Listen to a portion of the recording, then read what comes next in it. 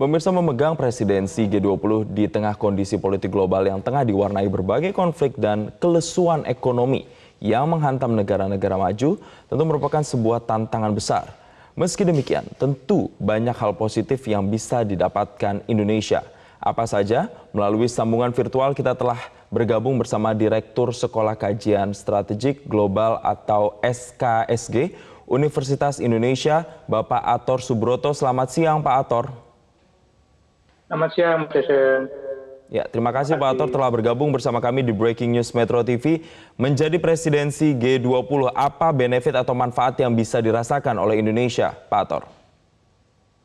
Ya, terima kasih Mas Jason. Jadi saya kira banyak sekali manfaat ya, seperti paling tidak Indonesia menjadi semacam menara ya, maksudnya leadership, menunjukkan leadership global yang sangat memadai. Jadi saya kira ini salah satu hal yang patut kita banggakan juga, di mana pada saat ini tentu Indonesia dan dunia internasional sedang menghadapi masa-masa yang sangat tidak mudah. Ini menjadi sangat menantang buat Indonesia, dan ini menjadi semacam ujian ya buat leadership Indonesia di dalam presidensi Indonesia pada tahun ini. Dan ini menunjukkan bahwa kualitas Indonesia dan leadernya dan masyarakatnya menunjukkan bahwa kita siap dalam membangun ekonomi global, iklim global, dan seterusnya yang menuju kepada semacam tatanan dunia baru yang lebih baik. Jadi ini adalah kesempatan buat Indonesia untuk menunjukkan bahwa kita mampu melaksanakan presidensi G20 ini dengan baik sejauh ini, dan terus menunjukkan kapabilitas kita untuk membuat, mendukung, mensponsori perdamaian yang mungkin sampai sejauh ini masih terkoyak ya di dalam situasi pandemi yang sulit seperti ini.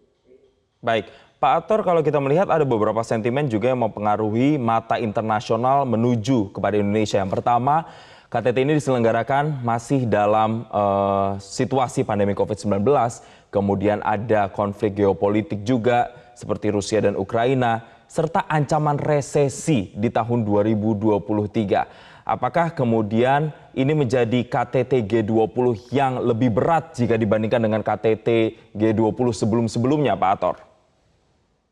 Ya, saya pikir betul ya. Saya kira penyelenggaraan KTT G20 sekarang ini di Bali, saya kira sangat sulit juga ya, ketika situasi geopolitik, geoekonomi, dan situasi pandemi yang belum usai ya, ditambah banyak sekali tantangan. Jadi saya kira memang betul situasi yang dihadapi oleh ketika Indonesia menjabat sebagai presidensi G20 ini, saya kira sangat tidak mudah dan berbeda dengan kepemimpinan presidensi yang sebelumnya. Jadi saya kira memang betul, saya kira menjadi lebih sulit buat Indonesia, tetapi saya kira kembali sekali lagi Indonesia masih menunjukkan upaya yang hebat ya dalam rangka untuk mencoba mengatasi situasi yang saat ini masih belum terselesaikan juga, dan mungkin Indonesia dengan nanti setelah handover ke India, kita bisa memberikan message untuk melanjutkan apa yang sudah Indonesia lakukan sampai sejauh ini. Jadi saya kira betul, setuju saya bahwa apa yang sekarang ini dihadapi oleh presidensi G20 Indonesia sangat berbeda dan sangat menantang, dan mungkin kalau situasinya masih berlangsung hingga 2023 ya, berarti hanya India yang bisa melanjutkan, dan kalaupun sudah selesai, kita berdoa bahwa situasi sekarang membaik, Rusia, Ukraina, pandemi, dan seterusnya menjadi lebih baik, sehingga mungkin bisa jadi Indonesia itu menjadi negara presidensi G20 yang memiliki masa yang paling sulit untuk. Tapi ini saya kira ditunjukkan kembali lagi dengan kualitas kepemimpinan Pak Jokowi yang mungkin menurut saya baik. Baik, masih berbicara soal pandangan internasional terhadap Indonesia, khususnya pada gelaran KTT G20 ini. Ada 3 topik utama, yakni mulai dari arsitektur kesehatan global, kemudian transisi energi, dan juga transformasi digital. Kalau Pak Ator melihatnya, apakah Indonesia pun juga sudah mulai melakukan atau sudah mengcover 3 hal tadi, Pak Ator? Ya, saya kira pelan-pelan kita sudah mengarah ke sana. Saya kira meletakkan beberapa fondasi yang kuat ke arah sana ya. Terkait dengan transformasi energi kita sudah sangat berupaya untuk itu, dan itu kita sudah mulai gitu ya. Bagaimana kita mencoba mentransformasi pemanfaatan energi listrik di kita ya, dan itu ditunjukkan dengan pemanfaatan kendaraan-kendaraan yang di sana secara real, dan kemudian juga transformasi digital ya. Kita juga sudah melakukan itu, dan secara tegas juga sudah dilakukan, dan ini halo, apakah masih Ya, terdengar silakan suara saya? dilanjutkan Pak Ator. Oke, ya baik. Jadi masih terus saya kira ya kita masih sudah, dan juga transformasi arsitektur kesehatan dunia. Saya kira ini juga menjadi peluang buat Indonesia untuk bahwa apa yang sudah kita lakukan di Indonesia itu juga bisa ditiru oleh yang lain. Di mana dulu sebelumnya kita tidak memiliki arsitektur kesehatan yang baik, dengan adanya pandemi ini kita banyak sekali belajar. Kita menjadi salah satu negara yang sukses ya, insya Allah dalam menghadapi situasi efek negatif dari pandemi ini. Jadi saya kira ini sudah mulai, dan kita insya Allah mudah-mudahan terus memantapkan 3 hal itu di kemudian hari. Baik, Pak Ator tidak hanya membahas soal perbaikan ekonomi secara global yang menjadi main highlight dari KTT G20, tapi juga banyak yang berekspektasi bahwa Indonesia nantinya juga bisa menyongsong upaya perdamaian antara tekanan geopolitik yang terjadi terhadap sejumlah negara. Nah, kalau kita lihat ada Rusia, Ukraina, kemudian Amerika dengan Tiongkok. Apakah Indonesia bisa menempatkan posisinya sebagai mediator yang baik untuk negara-negara yang dalam tanda kutip punya tensi tersendiri secara global ini, Pak Ator? Saya kira bisa ya, karena dengan doktrin kita yang bebas aktif dan seterusnya, dan prinsip kebinekaan yang ada di Indonesia yang sudah saat ini berlangsung, tentu Indonesia menjadi motor penggerak di sana. Karena sampai sejauh ini kita tentu sangat mungkin bisa dikatakan negara yang paling bebas kepentingan ya, kalau dibandingkan dengan negara-negara yang lain yang mungkin banyak sekali kepentingan ketika mereka untuk usaha untuk mendamaikan suatu negara yang konflik, lalu ada kepentingan tertentu yang tersembunyi. Tapi Indonesia saya kira sejauh ini tidak. Kita ingat bagaimana kita mencoba membantu menyelesaikan masalah Bosnia, terus kemudian juga Kamboja, terus kemudian juga Filipina ya, dan itu menjadi pengalaman Indonesia yang sebenarnya sangat dibutuhkan ya dalam mencoba menjembatani pihak-pihak yang saat ini sedang berseteru ya. Dan ini yang menjadi modal pokok kita ya. Kita salah satu negara yang bebas dari kepentingan apapun, dan kita hanya kepentingan kemanusiaan saja kita selama ini mencoba mendamaikan. Pak Ator, apakah permasalahan tensi geopolitik dunia dan juga ancaman resesi adalah hal yang paling harus urgensinya paling tinggi untuk dibahas dalam KTT G20 di Bali ini?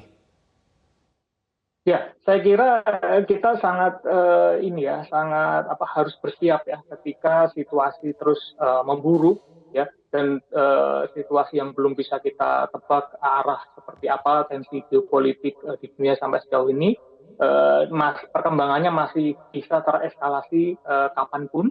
Jadi kita memang harus berusaha sekuat tenaga untuk paling tidak menekan berbagai pihak yang terlibat di dalamnya untuk selalu menahan diri dan terus mengutamakan dialog dibandingkan kita harus berbicara dengan kekerasan ataupun berbicara dengan senjata. Dan ini yang harus betul-betul bisa Indonesia yakinkan kepada seluruh pihak, paling tidak di pemerintahan G20 ini, untuk selalu menahan diri. Yang kita tuju adalah masa depan. Jadi masa depan buat anak-anak kita, masa depan buat cucu-cucu kita, dan kita tidak ingin meninggalkan sejarah kelam ya pada masa tahun 2022 ini. Kita tidak ingin diingat tentunya tahun 2022 ini adalah tahun ke-8. Memulainya banyak sekali perang, banyak sekali krisis dan seterusnya. Jadi saya kira ini yang harus menjadi pikiran kita semua, dan Indonesia pada saat-saat terakhir ini saya kira bisa meyakinkan pemerintahan G20 untuk selalu mengedepankan dialog untuk mencoba melindungi pertumbuhan ekonomi dan pertumbuhan kemakmuran di seluruh wilayah dunia ya. Baik, Pak Ator, di luar dari penyelenggaraan KTT G20 ini sendiri, kesempatan-kesempatan apa saja sebenarnya yang bisa dimanfaatkan oleh Indonesia dari konferensi tingkat tinggi ini, tidak hanya dari segi pariwisatanya atau Balinya saja, Pak Ator? Ya, saya kira banyak ya, itu memang salah satunya adalah yang paling memiliki dampak jangka pendek adalah pariwisata tentu. Kemudian dalam jangka menengah dan jangka panjang, saya kira dialog-dialog bilateral ya, yang secara spesifik dan secara konkret bagaimana masing-masing pemerintahan ini, khususnya Indonesia, untuk mencoba mengembangkan kerjasama yang lebih mendalam lagi di berbagai sektor, terutama untuk sektor yang mendukung pertumbuhan ekonomi, perdagangan bebas, ya, perdagangan yang saling menguntungkan, ya, dan menemukan pasar-pasar baru ya bagi produk-produk asli Indonesia. Saya kira akan menjadi satu kesempatan yang luar biasa karena di sana hadir pimpinan-pimpinan ekonomi dunia dan memiliki kredibilitas yang tinggi ketika kita bisa mencoba membuat hubungan yang lebih dalam lagi dengan masing-masing pemerintahan, hubungan-hubungan bilateral maupun yang mungkin bisa jadi multilateral untuk memberi membentuk menuju meraih pasar baru buat ekonomi kita. Jadi saya kira banyak sekali itu. Selain itu juga saya kira juga terkait dengan bagaimana kita bisa memperkuat ketahanan energi dan seterusnya ya, memperkuat ketahanan nasional, bahkan kita perlu memperkuat hubungan bilateral dengan masing-masing negara di 20 ini. Masing-masing negara G20 ini saya kira memiliki potensi yang sangat besar untuk dikerjasamakan gitu. Jadi saya kira ini yang perlu kita harus jalankan, dan paling tidak dengan berkumpulnya mereka di Bali saat ini hubungannya bisa menjadi lebih dekat dan langsung. Jadi deal-deal yang konkret, deal-deal yang jelas ya, hasilnya bisa diraih dalam waktu saat ini. Ini mumpung gitu ya, mumpung ketemu dan semua bisa diraih dengan semangat yang sama untuk maju bersama. Saya kira seperti itu. Baik, kami lanjutkan kembali perbincangan bersama Pak Ator. Pak Ator, menyambung pertanyaan tadi saya, kalau misalnya Presiden Tiongkok Xi Jinping dan juga Presiden Amerika Serikat Joe Biden sudah berdiskusi, kemudian diskusinya kita harapkan ini bisa cair. Dampak apa yang kemudian bisa dirasakan oleh negara-negara di luar Tiongkok dan Amerika Serikat, terutama untuk perekonomian secara global? Ya, tentu ya, manfaat yang luar biasa saya kira terkait dengan supply chain global ya. Ketika antara dua negara ini cair dan berdialog dan bisa menyelesaikan tensinya gitu ya, menurunkan tensinya, saya kira itu akan menjadi berita yang sangat baik sekali buat perekonomian di seluruh dunia saya kira. Karena kita tahu sendiri bahwa Tiongkok dengan supply chain-nya dan US dengan teknologi dan seterusnya, ketika mereka tidak memiliki tensi atau tensinya itu rendah dan seterusnya, saya kira akan membuat kepercayaan diri pebisnis kita gitu ya di dunia, bukan di Indonesia saja, saya kira dia juga akan meningkat. Nah, dengan kepercayaan diri meningkat inilah saya kira prospek untuk berkembangnya bisnis global saya kira akan lebih baik lagi, dan ini yang paling utama.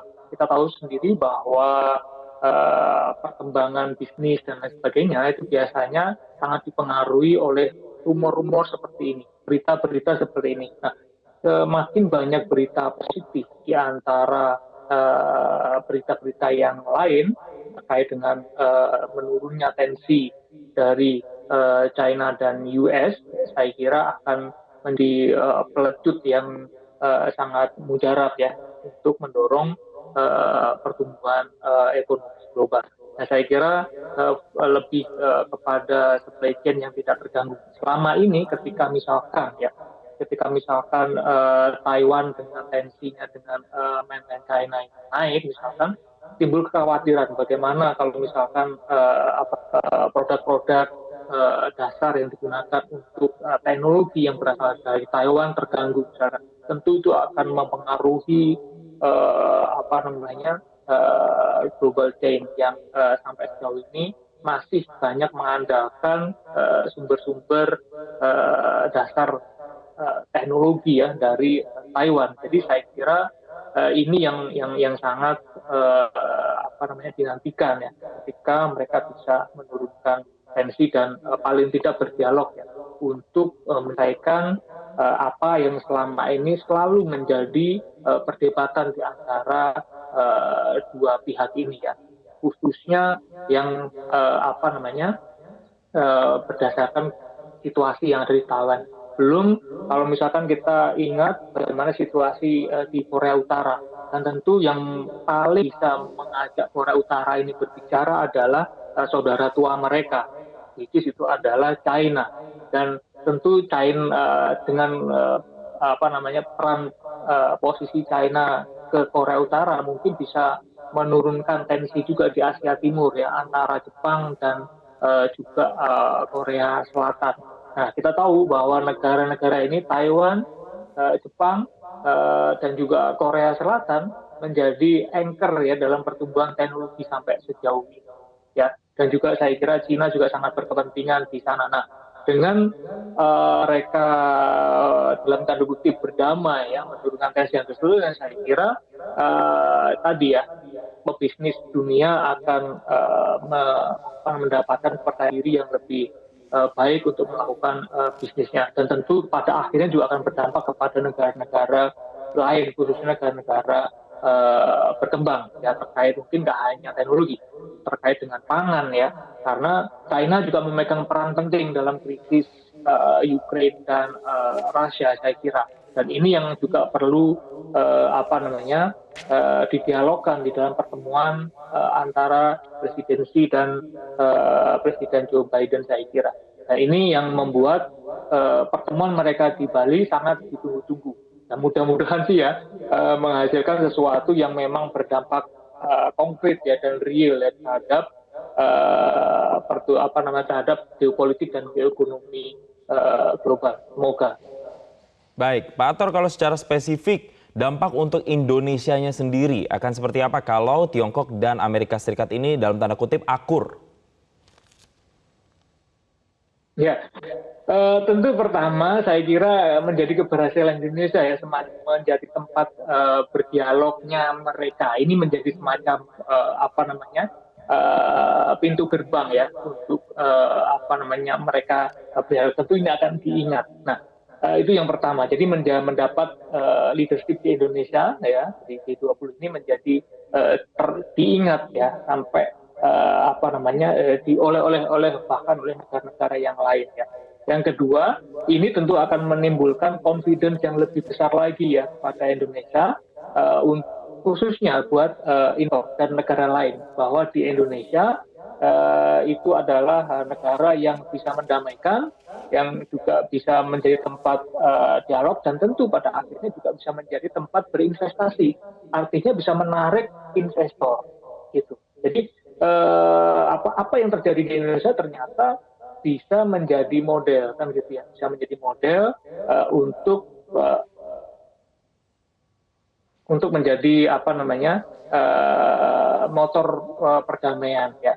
Jadi ini yang paling membuat memiliki efek domino yang baik buat Indonesia ke depannya. Kepercayaan diri investor ke Indonesia tentu akan sangat naik dan tinggi.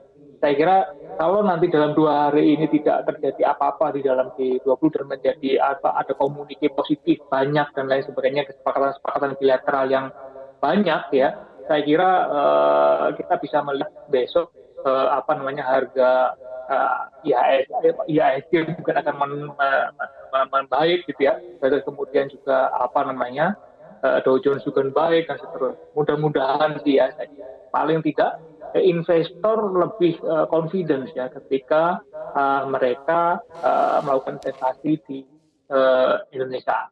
Nah, tentu yang juga dengan berhasilnya penyelenggaraan G20 ya tadi ya, wisata pun akan lebih baik lagi di Indonesia dan itu tentu akan memiliki banyak sekali manfaat. Nah, ketika di mana banyak sekali sekarang apa namanya perusahaan-perusahaan startup yang ada di Indonesia mulai sedikit bukan sedikit ya, saya kira menjadi semacam apa namanya keprihatinan juga ya, banyak PHK dan seterusnya, itu akan menjadi semacam apa namanya bumper ya, ketika situasi di industri digital kita kurang membaik, maka bisa disupport dengan tumbuhan pariwisata yang apa namanya lebih baik lagi. Jadi saya kira bisa menjadi bumper di saat itu. Dan yang keempat, saya kira situasi apa namanya situasi resesi yang kita takutkan selama ini mungkin bisa diminimalisir lagi. Ya, kita sudah meyakinkan bahwa Indonesia sebenarnya sudah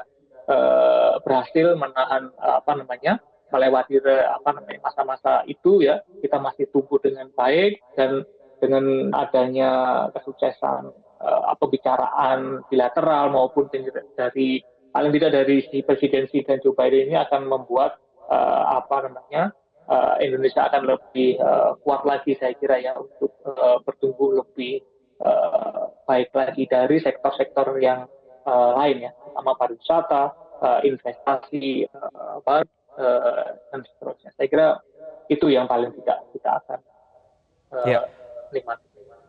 Baik, Pak Ator, yang juga kemudian menjadi pertanyaan adalah selain dua pemimpin yang paling menyedot perhatian, Amerika Serikat ada Joe Biden, kemudian Xi Jinping mewakili Tiongkok, ada 15 lain pemimpin negara lain yang juga berpartisipasi. Seberapa besar sebenarnya peran dari pemimpin-pemimpin yang lain ini dalam kemudian menguatkan perekonomian secara global? Ya, kan baik. Jadi saya kira memang kita menghadapi transformasi energi ya sebenarnya. Jadi kita fokus lebih ke sana sebenarnya. Pertama kita lihat bahwa negara-negara selain apa namanya negara maju saat ini khususnya US ya sangat berkomitmen. Dan ini yang kita juga tunggu ya, komitmen perubahan komitmen dari Amerika ya, US untuk perubahan iklim dan transformasi apa namanya energi. Nah, China juga sudah memberikan komitmennya, kita juga memberikan komitmennya, dan saya kira banyak negara lain juga memberikan komitmen yang tinggi. Nah, selama ini yang belum memberikan komitmen yang tinggi kan, yang pengetahuan saya adalah US ya, bagaimana mereka lebih concern kepada perubahan iklim ya, dan ini yang saya kira negara-negara lain selain dua negara adidaya ini sangat berperan. Seperti Kanada, saya kira mereka juga sangat concern kepada perubahan iklim dan juga negara-negara seperti kita juga ya. Jadi saya kira mereka juga bisa mendorong untuk mitigasi perubahan iklim dan transformasi energi yang lebih. Kita akan juga melihat bersama Pak Ator kedatangan dari Perdana Menteri Kanada Justin Trudeau yang sudah sampai di bandara. Kita lihat pemirsa dalam tayangan atau gambar yang ditayangkan saat ini.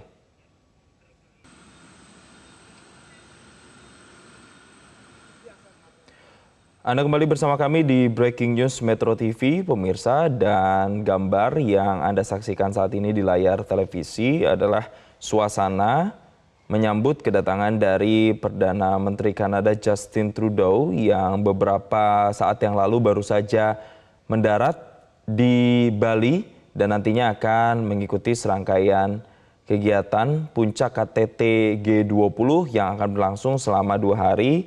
Mulai dari tanggal 15 hingga 16 November 2022. Saya kembali lagi ke Pak Ator. Pak Ator masih tersambung bersama kami di Breaking News Metro TV? Masih. Baik. Pak Ator berbicara spesifik soal keterlibatan atau partisipasi dari Kanada. Ini kantor Trudeau menyebut dalam lawatan Asia, Kanada akan memfokuskan perannya untuk mendorong pertumbuhan di kawasan Indo-Pasifik hingga menyerukan dukungan terhadap Ukraina. Kita akan bahas dulu satu persatu. Untuk pertumbuhan di kawasan Indo-Pasifik, apa yang kira-kira bisa dikontribusikan oleh Kanada, Pak Ator? Ya, masih. Jadi saya kira memang Kanada ini kan berbarengan dengan apa namanya US, Inggris dan Australia kan memang mencoba bersama Jepang juga ya saya kira ya mencoba memperkuat posisi mereka ya dengan perjanjian di ekonomi di Indo-Pasifik ini. Saya kira untuk dalam kutip sebenarnya peran ini untuk mencoba paling tidak mereda peran China ya di Indo-Pasifik juga. Nah sebenarnya mereka masing-masing memiliki term yang berbeda terkait dengan ini. China dengan BRI-nya ya, Belt Road Initiative itu, yang kemudian juga sampai ke Kepulauan Solomon juga saya kira ya. Jadi saya kira Indo-Pasifik ini sampai sejauh ini secara geopolitik dan geoekonomi tetap menjadi semacam epicentrum ya dari dua kekuatan ekonomi dunia ya untuk merebut pengaruh di Indo-Pasifik. Saya kira Justin Trudeau akan sangat concern ya dengan itu ya, dengan tentu para sekutunya ya di sini adalah US dan juga Australia, Jepang, Korea Selatan dalam ini untuk memperkuat posisi mereka di Indo-Pasifik. Dan kita tahu bahwa kemarin KTT ASEAN juga sebagai observer sebagai mitra strategik ASEAN, Presiden Joe Biden juga datang ya dengan Perdana Menteri India dan seterusnya. Mereka mencoba untuk terus membawa ASEAN ya sebagai wakil dari terbesar ya saya kira ya di Indo-Pasifik ini ya untuk ke arah mereka ya, swingnya itu ke arah mereka. Jadi tentu Justin Trudeau akan terus mencoba mengangkat isu ini ya, peran mereka akan tetap kuat di sini ya, untuk dalam tanda kutip seperti saya katakan mencoba memitigasi ya perkembangan pengaruh China di Indo-Pasifik ya, sampai sejauh ini. Dan ini tetap akan menjadi pertaruhan ya antar dua ekonomi besar dunia ini ya. Di dalam hal itu saya kira memang mudah-mudahan dialog antara dua kekuatan ekonomi terbesar dunia ini tidak hanya lip service ya, yang baik-baik saja ketika ketemu, tetapi pada kenyataannya tidak. Yang mudah-mudahan nggak begitu ya. Mudah-mudahan betul-betul bisa ditemukan semacam kesepakatan bersama yang pada akhirnya bisa menguntungkan semuanya. Ya, tentu kita ya dalam hal ini harus mencoba menjaga perimbangan tadi. Ya, Pak Ator, sebelum kita melanjutkan perbincangan, kita sama-sama melihat ini adalah rombongan kendaraan yang baru saja menjemput dari Perdana Menteri Kanada Justin Trudeau yang perlahan ini meninggalkan bandara untuk kemudian Perdana Menteri Kanada Justin Trudeau melanjutkan kegiatannya dalam rangkaian KTT G20 di Bali. Kita lihat tadi informasi yang kami dapatkan bahwasanya Justin Trudeau ini menaiki mobil berwarna hitam, kemudian didampingi dengan sejumlah kendaraan lainnya di depan dan di belakang. Dan yang Anda saksikan saat ini adalah ada kendaraan berwarna hitam yang di mana ada bendera kebangsaan Kanada di sana, yang menurut informasi kendaraan tersebut yang membawa Perdana Menteri Kanada Justin Trudeau selama kegiatannya dan ketibaannya di Bali dalam rangkaian puncak dari KTT G20 yang akan berlangsung mulai besok 15 hingga 16 November 2022.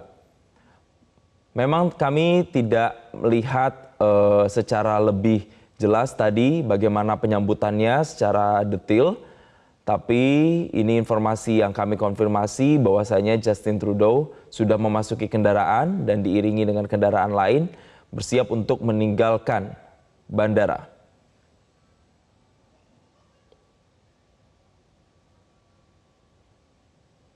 Kami lanjutkan kembali perbincangan bersama dengan Pak Ator. Pak, selain masalah tadi di Indo-Pasifik yang juga menjadi concern dari Trudeau, ada juga permasalahan dari ketegangan antara Rusia dan juga Ukraina yang menjadi concernnya, yang menyatakan. Apakah kemudian posisi Kanada ini sama dengan Indonesia, berada di posisi yang netral atau seperti apa Pak Ator dalam menyelesaikan konflik antara Rusia dan Ukraina? Ya baik. Jadi saya kira memang berbeda ya menurut saya ya.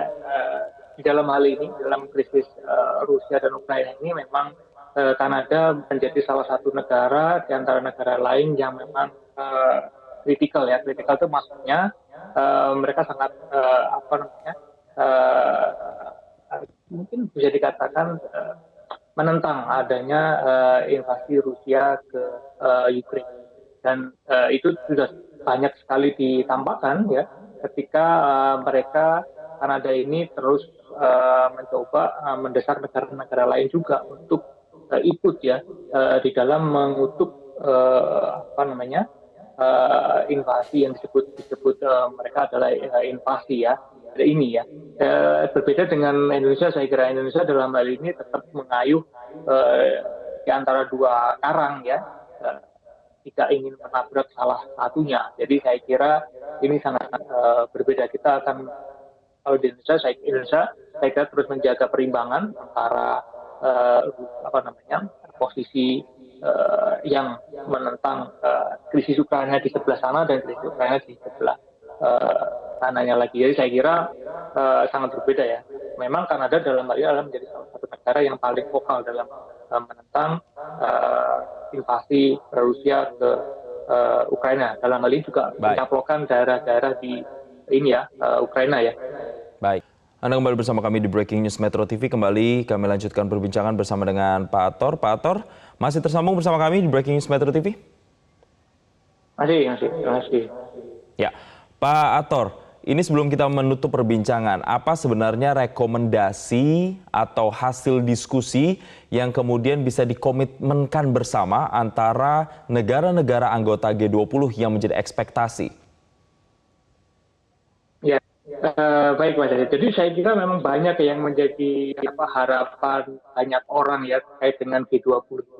Nah, walaupun saya sendiri sebenarnya cukup skeptis dengan G20 ini karena sampai sejauh ini ternyata masing-masing anggota G20 ini terbukti misalnya Rusia ya sebagai anggota G20 juga ternyata bisa saja melakukan sesuatu hal yang memang merugikan ekonomi global. Jadi ini yang menurut saya harus menjadi komitmen bersama dalam G20 pada nantinya ya. Jadi tidak hanya berbicara dengan platform ekonomi saja ya, cuma ekonomi tanpa politik yang baik, saya kira akan mengacaukan semuanya seperti mungkin yang terjadi saat ini. Jadi komitmen bersama ini saya kira juga harus terkait dengan bagaimana menjaga kelangsungan ekonomi global ya dengan berdasarkan perdamaian yang tadi ya, perdamaian yang abadi yang sering kita singgung dalam preambul undang-undang dasar kita. Jadi ini yang harusnya menjadi satu hal yang lebih serius ya dipegang oleh masing-masing anggota di G20 itu ya. Tidak hanya sekedar berbicara menumbuhkan ekonomi dan seterusnya ya. Tetapi harus memang secara sincere gitu ya, secara tulus gitu untuk mencoba bersama-sama berkembang ya, menjadi kuat bersama dan berkembang bersama. Ini yang menurut saya harus betul-betul dikuatkan. Strateginya saya kira bisa dibicarakan dalam seri-seri pertemuan G20 nanti maupun juga berikutnya. Intinya adalah perdamaian adalah emas, seperti itu saya kira. Baik, semoga semangat recover together, recover stronger ini tidak hanya menjadi sebuah slogan, tapi benar-benar bisa diwujud nyatakan melalui aksi dan juga komitmen para pemimpin negara dan juga delegasi yang hadir dalam KTT G20 dalam bentuk nantinya komitmen yang nyata yang juga bisa berdampak terhadap perekonomian secara global. Terima kasih Pak Ator Subroto, Direktur Sekolah Kajian Strategi Global atau SKSG, telah bergabung bersama kami di Breaking News Metro TV.